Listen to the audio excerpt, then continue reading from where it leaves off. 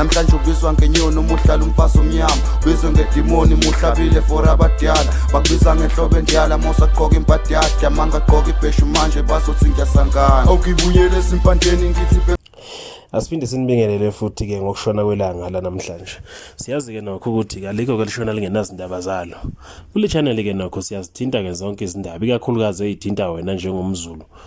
Ezithinta wena njengomuntu ozazi ukuthi ke ungubani. Asambe ke namhlanje siye eNdlunkulu sibuyele ke ikomkhulu lesizwe samaZulu. Lapha yamuva nje ke waba ke nezinkulumo ke eziningi mayilana ke nokwehlisa ke ezikhundleni ke zabafowabo ke besilo.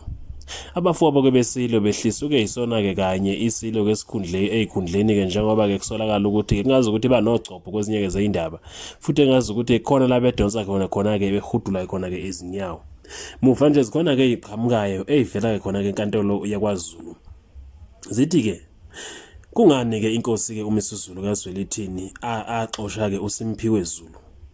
uSimphiwe Zulu ngokwaminya amanzi khona kwaNongoma esigodlweni sesilo esikhotheme. Lokhu kuza ngemva kokuba ke uSimphiwe Zulu nje ke kwatholakala ukuthi kukhona ke la khona ehudula ke khona ke inyawo. Wathi mangabe ke emxosha wabe ke futhi ke edonsa ke zonke ke imfanele ezayikade ke zisupporte ke eNdlunkulu uMamyeni uNomzamo uMamyeni wasejozini eManyiseni.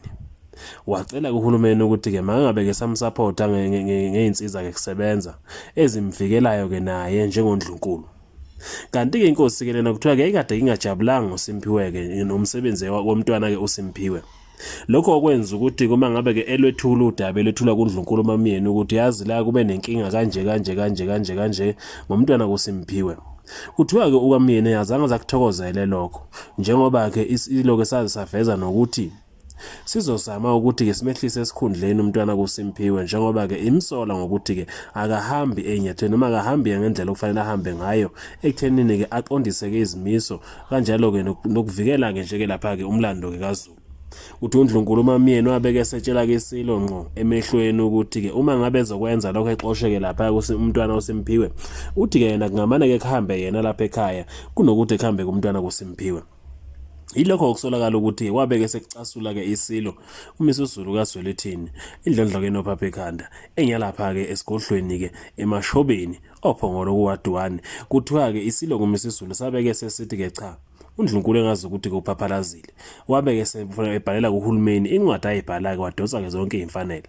Lokhu kuza ngemva ukuthi ke engaqondi kahle ke singaqondi kahle ke isilo samabandla ukuthi kungani uNdlunkulu ke uMamyeni eyitshele ke emehlweni ukuthi uma ngabe kuzohoxisa kuSimphiwe intweni ke ithinta ke ngonyama kusho ukuthi ke nami ke ngaphuma njengoba ke lezi indaba seyithekeza donsa ke attention kubantu abaningi ukuthi ke kanti ke kwenzakalani ngempela kwenziwa yini ukuthi ke iNdlunkulu ke bese kilwela kuSimphiwe esikhundleni sokuthi ke alweleke nje ke lapha ke ikhanda ke lomusi okuyisilo ke samaZulu.